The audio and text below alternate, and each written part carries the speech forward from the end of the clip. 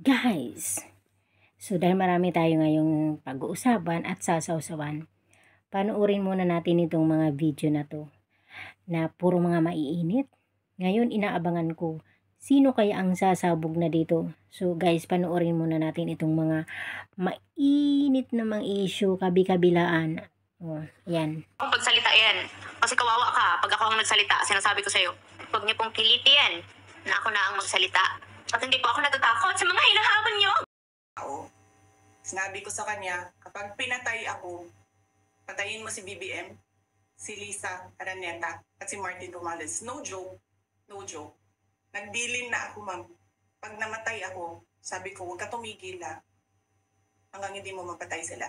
And then he said yes. Sa tingin mo kaya, ano kaya ang pakay nila sa inyo? Bakit ka pinuntahan? Baka hindi ko po alam, something nakakausapin. So siya mismo, pumunta sa bahay. Yun ang hindi ko talaga alam kung anong pakay niya, kung bakit siya pumunta sa bahay simula nung lumabas yung issue. Diba? Yung dating Ano kaya yung pag-uwi mo sa inyo, pwede kang pwede ka munang magpunta ng barangay. Bakit naman ako punta ko yun ng barangay? For safety. Sabihin mo lang, pwede mo magagano na? Pwede ko siya, kasi unang-una, hindi niya yung lugar. Lugar po yun.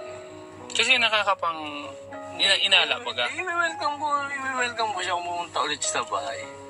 Diba? Kasi sa ganong oras, pinuntahan ka sa inyo, sa bahay Gabi ninyo. daw po yun ay. Gabi siya pumunta. Ibig sabihin, kakausapin ka, Something nakakausapin. o may kasama pa siyang iba. Pwede ka naman yung tawagan, di ba? Oo. Bakit pumunta siya doon? Yun lang, hindi ko alam. Hello guys, what's up once again? So andito na naman ang sawsawerang pobre, pakialamera, chismosa. Ito na nga guys, so dahil mga chismosa tayo, di ba? So ang dami natin nakakalap na mga issue. Ang napansin ko lang guys, parang lahat maiinit ngayon ang mga tao, kabi-kabilaan. Ngayon ang tanong ko, kanino kaya yung mas pinakamainit? Kasi parang lahat may mga gusto pasabugin. Lahat may mga banta, lahat matatapang. So, nakakalito. Kanino ba yung aabangan natin? Sino ba yung mas malapit na sumabog? sa Kalingap, ang init ng issue, yung kay Medet tsaka kay J. Brad. 'Di ba grabe? Talagang grabe na issue na talaga naman pinuputakti, no? So, pag pumunta ka naman dun sa sa bansa natin, ang init ng issue ngayon kay Vice President Sara Duterte.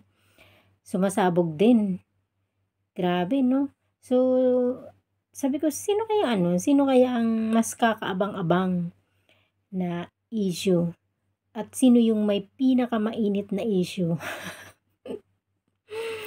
Grabe guys, no? So, ito, kung talagang issue ang pag-uusapan, ang dami nating sasawsawan. So, ang dami nating marites, no? Ito, pag-usapan natin yung yung issue muna ni J. Brad na talaga nga naman sumasabog na, no? Sumasabog na sila ngayon ni Medet. Sabi ko nga, dapat matuldukan na to. Tuldukan na kayo natin guys, no? Parang hindi natutuldukan. Sige, tuldukan na kayo natin to ngayon. Ako yung magpapasabog. Tawag nito. Minsan nakakatawa lang, no? Minsan kung tutuusin talaga, dinadaan lang sa mga init ng ulo. Na kung tutuusin, hindi naman talaga dapat issue.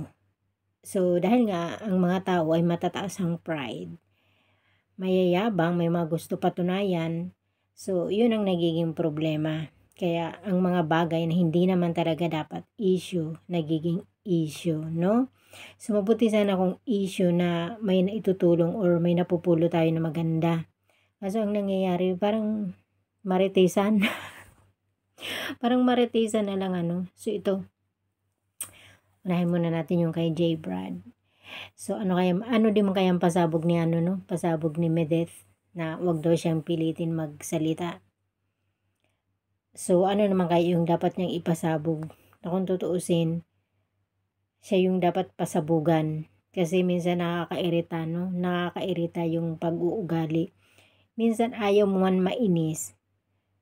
Pinipilit nating kaawaan. Kaso parang hindi ko alam kung saan parte ako maaawa. Kasi paano ka maaawa? Yung the way ng pananalita niya, nakakainis. Hindi naman sa nakakainis dahil apektado ka. Kumbaga nakakainis na di mo alam kung pag pinatulan mo, worth ang pagpatol mo. Or magsasayang ka lang ng laway. Kasi bakit?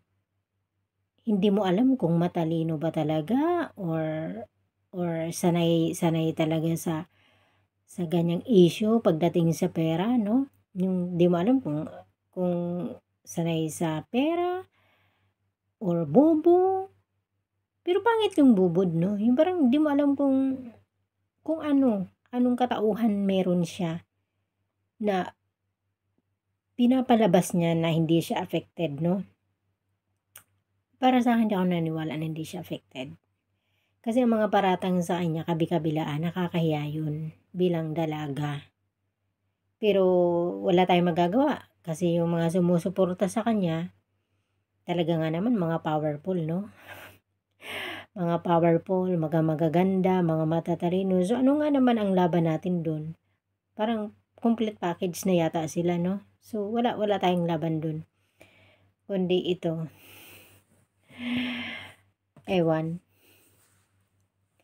So yun na nga, minsan sabi ko nga, ang dami ko kasing napapanood na lalo na yung pagdating sa pera na talagang pinapatunayan nila na ito talagang mga nag-i-sponsor is affected talaga sila. Pero ito lang din ang masasabi ko, no, sa mga nag-i-sponsors. Minsan di ko alam kung matutuwa din ako sa kanila. Ay salute sa mga nag-share ng blessings. Yung mga nagbibigay talaga nag-sponsors. Kasi sabi ko nga, paulit-ulit ko na sinasabi, hindi madali hanapin ng pera, hindi madali magbitaw ng pera. Kung ikaw is may katangian na kaya mag-share ng blessings, ay talaga nga naman, ibig sabihin may kabaitan ka. Hindi ko sinasabi na tayo ayaw natin mag-share ng blessings, no? Pero wala tayong kakayanan. Pero ang iba, kahit nga may mga kakayanan, ayaw talaga mag-share kasi mga selfish sila. So itong mga nagbibigay, nag-i-sponsors, nakakatuwa sila. Kasi despite sa kahirapan ng buhay, nagpapakahirap ka sa malayo, minsan mas pinipili mo pa ang magbigay sa iba kaysa sa pamilya mo, no? Pero ako ang masasabi ko lang, katulad ngayon sa mga nangyayari dyan sa mga nag-sponsor kay Medeth, no? So, ako, ito lang, sa sarili kong opinion, na kung alam nyo naman talaga sa sarili nyo, naggipit din kayo, huwag pilitin magbigay. Huwag pilitin mag-sponsor. Kasi, hindi nyo naman obligasyon. At lalo pa nga, wala naman kayong wala naman kayong koneksyon, ni wala nga kahit kunting patak ng dugo na dumadaloy sa inyo. Ibang tao yan. Minsan or kadalasan, pamilya nga natin, hindi kayang pahalagahan yung pinagpagura natin. Kayang baliwalain. How much more ang ibang tao? Niwala yan pakiramdam. Hindi ko sinasabi na lahat. At hindi ko sinasabi na mali ang tumulong. At hindi ko ito sinasabi para maging selfish ang mga tao. Yun ay depende sa sitwasyon. Kung ikaw na sponsors ka talaga, is talagang nasa puso mo ang pagbigay. Or talagang maluwag ka na kaya mo talaga magbigay. Sa akin, hindi big deal yung magbigay ka, mag-sponsor ka. Pero kung pinipilit mo, kasi katulad dyan sa mga nagrereklamo, mas may mga pangangailangan ng pamilya nila, hindi naman sila mayaman. Anong dahilan? Bakit mas inuunan nyo yung ibang tao? Tapos, pag nagkakaproblema ang daming hinanakit, parang doon naman ako hindi uma-agree. Kasi alam naman natin yon na ang pagbigay is dapat walang kapalit, walang panunumbat. Kung binigay mo na, binigay mo na. Oo, tao lang tayo. Ang panunumbat minsan hindi natin maiwasan. Pero wala nga tayong magagawa kasi kahit ano pang gawin mo dyan, ikaw na ang tumulong, ikaw pang magiging masama. Kasi minsan hindi na nila titignan kung ano yung nabitawan mo na pera. Ang titignan na nila dyan kung paano ka magsalita. Kahit na yung sinasabi mo may katotohanan, hindi na nila yun papansinin. Ang mga lahat na mga sinasabi mo, bibigyan na nila ng kahulugan na masama. Kaya ikaw nang tumulong, ikaw pang masama. Ikaw nang naubusan, ikaw pang nawala, ikaw pang masama. 'Di ba? So minsan di ko din alam kung matutuwa din ako sa kanila na magi-sponsor sila. Kung marami ka din naman maririnig. Normal, oo, ako naiintindihan ko 'yon. Kung pamilya nga natin, pag hindi pinahalagang galit tayo, 'di ba? How much more yung ibang tao. At saka ako naman ito man sasabi ko, unahin nyo muna yung pamilya nyo. Di bali ubusin nyo yung pera nyo sa pamilya nyo. Ano man ang mangyari doon sa pera, at least pamilya nyo ang nakinabang. Hindi ako nagtuturo na hindi dapat magbigay, hindi mag-sponsor, hindi tumulong. Hindi yan ang punto ko. Kasi minsan masakit din na tulong tayo ng tulong. Pag hindi na isa sa ayos, ang daming masasabi. Diba?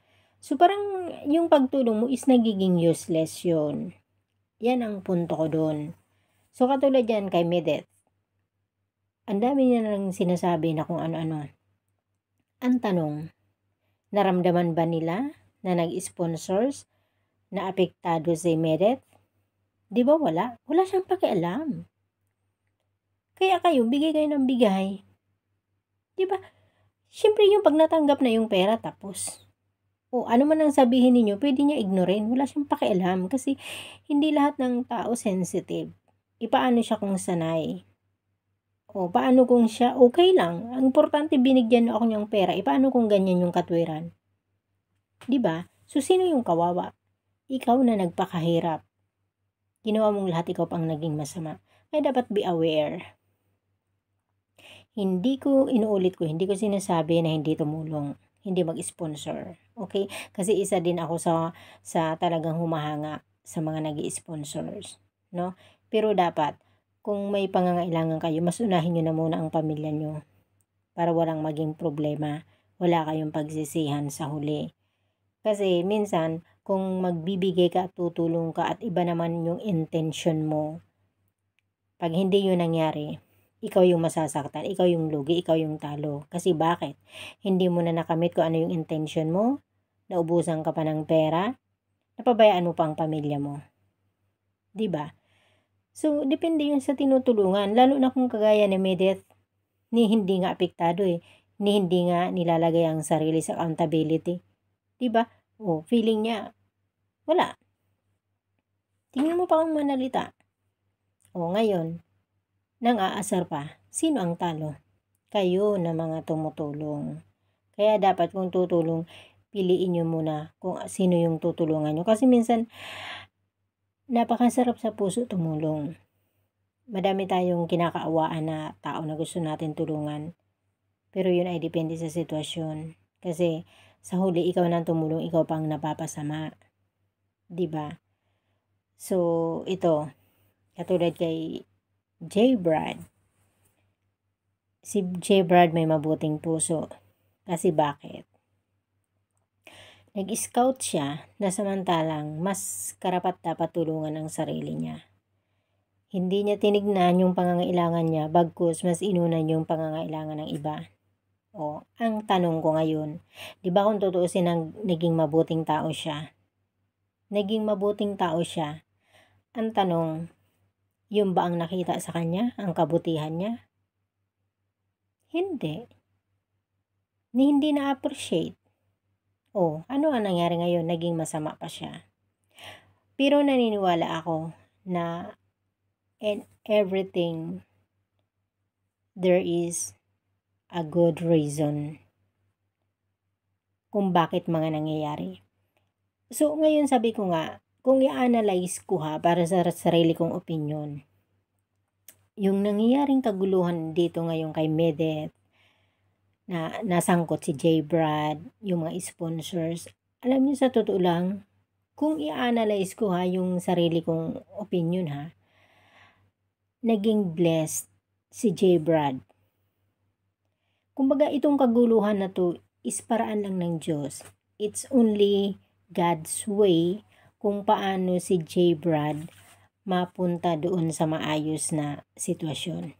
Kasi kung hindi naman umabot sa punto na nagkagulo-gulo, nagkaroon ng issue, lumantad yung mga nag-sponsors, no? Kung hindi lumantag yung ganitong bagay, si J. Brad hindi magkakaroon ng opportunity na maging matunog yung pangalan niya. So, ano lang to, paraan ng Diyos. Kasi, tingnan mo kumbaga mas may malaki siyang pangangailangan. Mas hirap ang buhay niya kaysa kay Medeth. Pero, totoo nga talaga ang kasabihan, no? Pag gumawa ka talaga ng mabuti, may ibabalik sa iyo si Lord na kabutihan. Hindi man si Medeth ang nakapagbigay noon ng kabutihan na ginawa niya. Gumawa ang Diyos ng way. Sabi nga, kung halimbawa kanino ka bumigay ng tulong, ng kabutihan, hindi naman yung tao na yun na tinulungan mo ng kabutihan ang magbabalik sa iyo. May gagamitin ang Diyos na ibang paraan para yun ay maibalik sa iyo. So ito yung nakikita ko ngayon na sitwasyon na nangyari kay J. Brad. So dahil tumulong siya kay Medeth na mas kailangan niya, so in return, gumawa ang Diyos ng paraan kung paano siya matutulungan, maibabalik sa kanya ang tulong. Tignan mo, nagkaroon na ganitong issue. Ngayon, sino ang napaayos? Si J. Brad. Naging matunog ang pangalan niya, nagkaroon siya ng opportunity na maging makilala sa Kalingap. O diba ngayon, nagsimula na umaangat yung channel niya. So, nagiging matunog siya. So, magkakaroon siya ng opportunity na magkaroon ng love team sa Kalingap. O diba? So, kung i-analyze, kaya nga sabi ko nga, tuldukan na natin. Kung pag nakita na natin yung equation ba yun or yung sitwasyon ng Diyos sa pangyayari, dapat tuldukan na. Kasi kung tutuusin, hindi naman ito gulo, hindi naman ito issue. So, ito lang yung naging paraan. Pero makikita natin ang blessing ngayon kay J. Brad. Kasi kung walang mga ganitong gulo, hindi nag-umpisa sa naglantad ang sponsorship ni Medeth na nagkaganyan, kung hindi nagkaroon ng issue kay Medeth, wala si J. Brad, hindi tutunog ang pangalan. Mananatiling tahimik, mananatiling ang sitwasyon niya is hindi malalaman ng karamihan.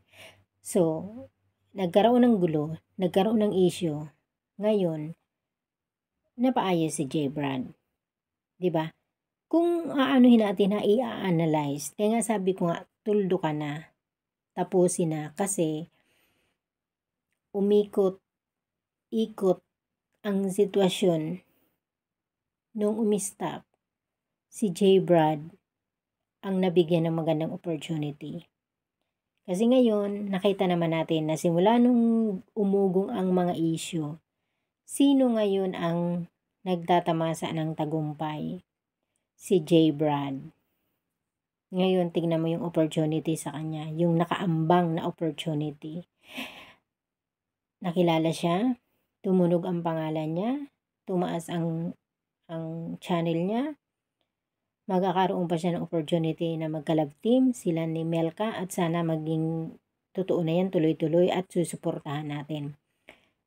O, diba nagkaroon ng blessing kay J. Brad. O di napaayos siya.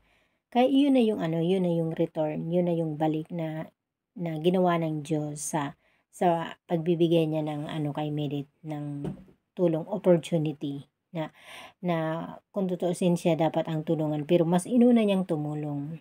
So ngayon ito na yung naging balik sa kanya. 'Di ba? So kaya dapat tapusin na yan. Kumbaga tapusin na yan kasi wala naman kakahinatnan. Kasi sa tingin ko, ano man ang gawin kay Medet, sabihin na lahat ng masakit na pananalita, kahihiyan, wala siya. Kasi pinapalakas siya ng mga supporters niya. 'Di ba? Kasi sa akin din naman kung ako pa ang bibigyan ng pagkakataon na sabihin ito sa opinion ko. Kasi lahat ng supporters ni Medet galit sa Kalingap. Alaman nila sa sarili nila ang katotohanan at hindi naman ang mga yan bulag. Nakikita naman talaga nila na sa mga naririnig nila, sa mga lumalabas na issue. Kahit pa paano, marirealize nila ang totoo. Makikita nila yung totoo. Pero dahil lahat ng sumuporta kay Medet, anti-Kalingap, masama man ang nakikita nila kay Medet, susuportahan pa rin nila yung si Medet. Kasi bakit? Gusto nila labanan yung kabila napakasimple, di ba? Kaya magiging bulag sila. Hindi sila matatauhan. Bagkus, talagang magiging matatag sila para labanan yung kabila. Ganun lang yung kasimple. Kasi alam mo, lahat naman tayo may mata, may pang-intindi. Di ba? Alam natin ang mali at tama. Pero minsan dahil sa kagustuhan natin labanan yung kabila, makaganti or makagawa ng gulo, lulunukin natin yung katotohanan. 'Di ba? I-ignore natin yung nakikita natin na katotohanan, magiging bulag tayo doon. Bakit? Sa kagustuhan lang natin gawin kung ano yung gusto natin. Lalo pa sa kabila, kalaban nila 'Di ba? So ano magagawa mo doon? Wala. Magsasayang ka lang ng laway mo, magkakasala ka na magkakasala kasi bakit? Lalabas sa bibig mo yung mga pananalita na hindi naman dapat kaaya-aya laban sa tao. Kasi bakit galit ka? Gusto mo saktan. Ang emotion, gusto mo makapanakit. 'Di ba? So, yun yung mangyayari ngayon. Ikaw na yung nagkasala. 'Di ba? Kasi syempre hindi mo na makokontrol yung bibig mo Lalo pa kung nakikita mo ganyan yung reaction ni Medet. Ang iba naaasar, naiinis, hindi nakakatuwa. Gusto mo saktan ng damdamin. Kung ano-ano na yung sasabihin mong pananalita. Ngayon, nakita nyo? Kaya sabi ko, dapat matuldo ka na yan. Kasi kung tutuusin, ang napaayos ang buhay dito, si J. Brad. Kasi may nakaambang magandang pagkakataon sa kanya ngayon. So, sabi ko nga, sige, hayaan na natin na mamayagpag ngayon si Medet kung yun yung paniniwala nila. Sa opinion ko, kung sina Kuya Bal, napakatagal na sa ganitong sitwasyon. May napatunayan na. Kitang-kita natin na may napatunayan na sila. Malakas na yung team. Hindi basa-basa matitibag kasi talagang build na sila Pero bakit dumadating pa rin sa punto na nanghihina? May kumakalaban? May nagtatraidor? Kasi ganun talaga. Ito pa kayang bago. So ngayon, tanggapin natin yan ngayon na mainit sila, bago sila, malakas sila. Hayaan natin. Hindi, sabi nga ang mundo umiikot. Walang permanente. Wow, kung permanente talaga sila na malakas forever, kayo na. So blessed. Pero hindi ko yan kayang paniwalaan. Ang lahat. Nagsasawa, nagbabago. Ganun talaga. Kahit nga supporters mo hindi yan naka-maintain, nasusupport sa lahat ng mga ginagawa mo. Hindi. May pagbabago. Kaya kung hindi ako alam mo yung isasabihin nila, malakas kami, solid kami. Naku, di ako naniniwala sa ganyan. May mga panahon na papalya. Sabi nga, walang permanente. So it means, pag walang permanente, so may mga panahon na babagsak ka, may mga panahon na aangat ka, ganun lang yun. So, hayaan na lang natin. Kaya kung para sa akin, dapat matuldo ka na to. Kasi, hindi na rin minsan healthy yung mga pagbibigay ng reactions, yung mga pagbibitaw ng mga pananalita, na minsan sabi ko nga, kung tutuusin ang lahat lang naman ang habol is views, nang dahil lang ba sa kikitain, nang dahil lang ba sa views, talaga nga naman, kasarap-sarap na tumira ng tao, no? Yung talagang ganadong-ganado ka na tumira ng tao. Dahil lang sa ganito, kung papalawakin lang naman ang pag-iintindi, kung tutuusin, okay, siyempre normal sa atin yun na may pinaglalaban tayo, katulad sa akin, ito nakikisaw-saw ako, kasi hindi ko matiis na ipaglaban yung Kalingap. Kasi lalo pa nga nakikita natin na tama naman ang ginagawa nila, mabuti ang ginagawa nila, 'di ba? Pero despite nga sa kabutihan na ang ginagawa nila, kinakalaban pa sila. Ang dami pa rin hindi uma-agree, 'di ba? So, pag puro away, puro pakikipaglaban, walang, ibig sabihin, di mo alam kung kailan matatapos. Minsan nakakadurog na rin ang puso na ikaw na mismo sa sarili mo, ang dami-dami mo ng mga nabibitawan na hindi maganda. Tapos later on, marirealize mo, tama pa ba?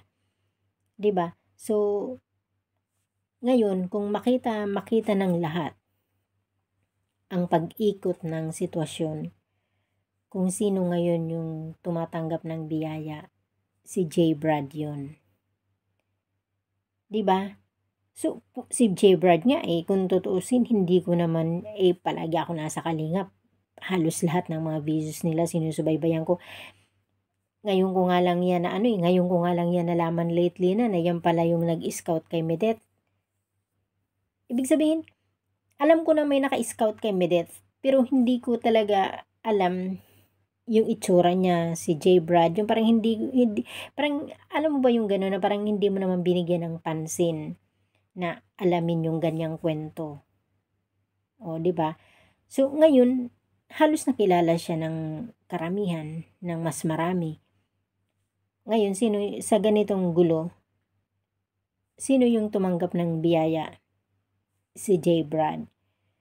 Kaya, ang mga lahat ng to, paraan ito, para naman, maibalik kay J. Brad ang ginawa niyang kabutihan. So, yun yung nakikita ko sa sitwasyon. Kaya dapat, tama na, matuldo ka na. So, tuloy na yung ligaya dito sa Kalingap, no? Total, andoon na yun sa kabila. Ngayon, kung may mga tuloy-tuloy pa na mag-sponsor doon, magbigay ng pera, magtapon ng pera, kung sa tingin nila, ang binibigay nila doon sa kabila is natatapon lang, di bahala sila, pera nila yun. At least tayo dito sa mga angels natin, mga matitino, tingnan mo, ang dami din nilang mga sponsors, pero walang ingay, walang issue pagdating sa pera, walang nagreklamo na sponsors. 'Di ba? Kasi bakit? Matitino ito matitinong mga angels, marunong sumunod sa rules, 'di ba? Marunong tumapad sa usapan, mga maayos. Wala tayong magagawa yung isa nasobrahan sa talino, 'di ba? Matalino, madiskarte, o nasobrahan sa diskarte. Wala tayong magagawa doon. Kasi yung personalidad niya. So, tutukan na lang natin itong mga angels na pinaglalaban natin. So, dito na lang tayo tumutok. Hayaan na natin sila doon sa labas. Although minsan nakakairita, 'di ba? Pero sabi ko ngayon sa sarili ko, bakit ko pa ba sasayangin yung laway ko? Na wala naman akong mapapala doon Wala naman akong share. 'Di ba? So, ngayon kung yun yung gusto nila na buhay, doon sila, go. Dito tayo sa alam nating tama para sa atin. Kasi talaga nga naman ang pinaglalaban natin is alam natin na may nakita na tayo, may napatunayan na. Kasi hindi naman natin sila ipaglalaban kung alam natin na hindi tama ang ginagawa. So, para sa atin tama, para sa kanila mali. So, wala tayong magagawa doon. 'Di ba? So, sabi ko nga sana matuldo ka na yung gulo. Kasi nagkakainitan na ngayon talaga sa mundo. Nako po, talagang sasabog na yung mundo. manood ka sa balita sa atin sa Pilipinas, naku, ang init-init ni Vice President Sara Duterte. Kaya sabi ko, bigla akong napaisip, kanino ba banta yung sasabog na si Medeth? O anong sinabi niya? Huwag niyo akong pilitin na kapag ako ang magsalita, may banta din. Parang akala mo may ipapasabog din, may nakatagong granada, 'di ba? So, di mo alam kung kanino yung unang sasabog. Si Vice President Sara Duterte may banta din. Ang iinit ng ulo. Malapit na yung eleksyon. Kaya patay naman tayo nitong mga boboto. Kaya ngayon pa lang mag-isip-isip na tayo. Minsan nakakatamad na rin talaga bumoto. Nung nagpakahirap ka magpila, magbiyahe sa malayo para lang iboto mo yung akala mo totoo. Pagkatapos ng botohan, wala. Andito pa rin tayo nga. Kaya sa panahon ngayon, sabi ko nga kanino ba talagang ibig sabihin is ayoko nang tutukan yung mga nangyayari sa atin sa Pilipinas. Mas gusto ko na lang tutukan itong Kalingap kasi parang sa tingin ko mas may pag-asa ang mga mahihirap sa kanila. Kisa dito sa mga tao na to na puro bangayan. Nagkakagulo kasi malapit na naman yung botohan. Mga nagpapabango na naman. Ay nako, dito na lang tayo sa Kalingap tumutok. Kasi dito sa Kalingap, ang daming napabahayan na yung mga nagtatalak dyan sa kabila. Wala nga siguro napabahayan kahit isa. Yung mga Kalingap, tingnan mo, ilang bahay na ang naipatayo nila sa mahihirap. Ilang mahihirap na ang naiangat nila sa buhay na ngayon umasinso ang buhay. Kisa naman dyan sa natin, wala tayong maasahan. Kundi mga pasikat sila, mga pabango, awayan, sila lang mga nagdadramahan. Tayo, mga nganga. Diba? Tayo mga butante ang nganga. Kaya wag na natin pagpapatuloy ng mga issue nila. Sige, magpasarabog kayo kung gusto nyo magpasarabog. Diba? Wala naman tayo napapala bakit mo pagpapatulan ang mga yan? Buti pang dito sa sinusuportahan natin may napapala tayo. Diba? Kaya nga, minsan kanina natawa lang ako. Dahil sabi ko, parang lahat may mga gusto pasabugin. Ipasabog na kasi mga yan. Para matapos na. Sabi ko, sino yung unang sasabog dito? Si Medeth or si Sara Duterte? Lahat mga maiinit. Parang puro may mga tupak. puro may mga saltik yung ulo. Mga matatalino, mahirap din talaga palang matatalino, no? So, hindi nakaka-proud, nakakatakot. So, ayoko na rin maging matalino ngayon. Pipiliin ko na lang maging bobo. Di ba, linang bobo ako. Basta, may blessing. Di ba? Sana all, no? So, sana si J. Brad, so, maging tuloy-tuloy na yung nakaambang sa kanya na pagkakataon. So, love na love ko din si Melka. Isa din si Melka sa gustong-gusto ko sa Angels kasi napakatahimik na bata, mabait. Yung personalidad ni Melka is hindi siya mainggitin. So, dahil nga Kristiyano siya, may Diyos talaga sa puso. Yung tingin ko din kay Melka is, lang siya, cool. Yung hindi rin siya mapaghangad. Kung ano lang yung matanggap niya, ano lang yung maibigay sa kanya, okay lang din sa kanya. Alam mo, mas nakakatuwa tulungan kasi yung mga taong marunong lang mag-antay, no? Yung marunong mag-appreciate, marunong magpasalamat. Yun yung mga masasarap tulungan na parang pwede mong ipagkatiwala at sa tingin mo, hindi masasayang yung mga effort mo or gagastusin mo sa mga ganyang klaseng tao. Katulad kay Joy, diba, mabait si Joy, yung parang hindi sila mapaghanap, hindi marunong mag-complain.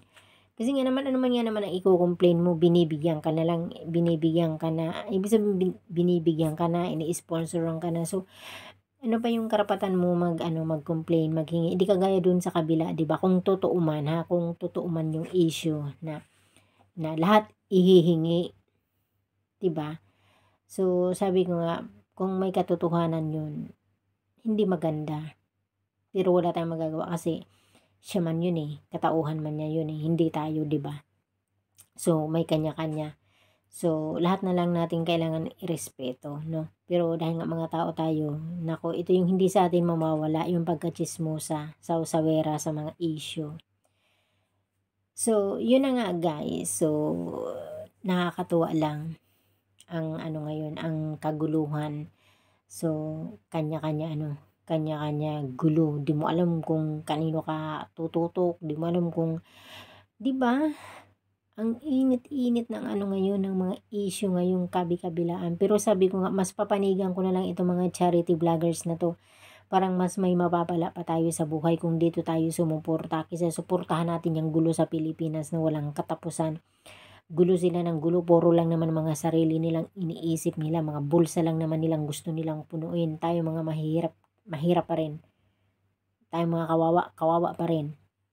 At least pag sa kalingap, pag ang kalingap ang lumingap sa'yo para may pag-asa ka na sa buhay, nababago ang buhay mo. Pero dito sa mga bubutuhan natin, ibigay mo man dyan ang 2 mong kamao, wala ka pa rin mapapala. Kaya sabi ko nga ngayon, parang mas masarap na lang suportahan yung mga charity vloggers kaysa naman dyan sa mga umiipal na yan na parang wala ka naman mapapala. 'Di ba? Sila lang ang may napapala sa atin pero wala tayong napapala. Kaya dito na lang tayo sa mga nagcha-charity vloggers na parang dito tayo nakakakita ng hope, pag-asa kung gusto natin makaahon. Kasi isipin mo ha, tignan mo yung mga nagagawa nila. Nagpapagaling ng may mga sakit. 'Di ba? Nagpapaaral ng mga walang kakayanan mag-aral. Nagpapabahay ng may mga walang kakayanan magpatayo ng bahay. Nakakain ng maayos kasi bakit? Sako-sakong bigas, grocery, cash. Tignan mo yan na nabibitawan nila. Kaya tayo guys, wag na tayo ng mga issue na ano, alam nyo, yung mga ganito, nagbablog man sila, views man ang kailangan nila, pero may naibabalik. Pinapanood nga natin yung mga tao na pinapanood lang natin na wala naman tayong napapala. Ito, hindi man sa atin personally na naibibigay yung tulong. Masaya na tayo na marami tayong mga kababayan na mahihirap na naiangat nila sa buhay. 'Di ba? So kung ganito lang naman ang magiging mundo na kabi-kabilaan, wala ka nang malalapitan. So ano pa ang saysay mo, no? Na parang forever ka na talaga mahirap. At least itong mga kalingap, wag na natin masyado pakaisipin, views lang naman na kailangan mo, baka sa iba, views ang habol. Pero itong mga kalingap na to, nagtatrabaho. Sina Kuya Bal nagtatrabaho. Kumukolekta man sila ng earnings, pero nagbabahagi. Mas malaki pa nga sa tingin ko ang naibabahagi nila kaysa napupunta sa kanila eh. 'Di ba? So, kaya yung mga iba na masyado pa rin, ang dami ko pa rin napapanood na mga nagba-vlog na parang kinukontra pa rin nila yung kalingap. Hindi pa rin sila sumasang-ayon sa mga ginagawa. So, minsan napapaisip talaga ako eh. Ano ba talaga ang nakikita nila? Ano ba talaga ang laman ng utak nila? Sila ba talaga ay may nakikitang mali or naiinggit? Pero ang conclusion ko doon, naiinggit. Samantalang sila, wala naman silang ginagawa na pagtulong. 'Di ba? Minsan di mo maintindihan ano. Kaya, wag na lang intindihin. Kaya doon na lang ako papanig sa talagang nakikita kong may napapatunayan. 'Di ba? Kaya, tuloy lang natin na mahalin itong mga kalingap, suportahan. Kasi katulad noong kay Christian tsaka kay Tristan, yung napabahayan na magkapatid, alam mo, isa din yan sa awang-awa ako talaga. Pero tingnan mo yung buhay nila ngayon. Na kung tutusin, parang wala na silang pag-asa sa buhay. Pero nagkaroon sila ng pag-asa sa buhay kasi bakit? May kalingap. 'Di ba? So ano pa ba ang hahanapin natin? Kung ikukumpara mo ito sa mga dyan, sa mga tumatakbo na naghangad lang ng boto natin, wala tayong mapapala dyan. Sa mga vloggers tayo sumuporta kasi dito tayo may mapapala. Sa panahon ngayon, ang hirap-hirap na ng buhay. Pahirap ng pahirap yung buhay, no? Kaya maging wise na tayo.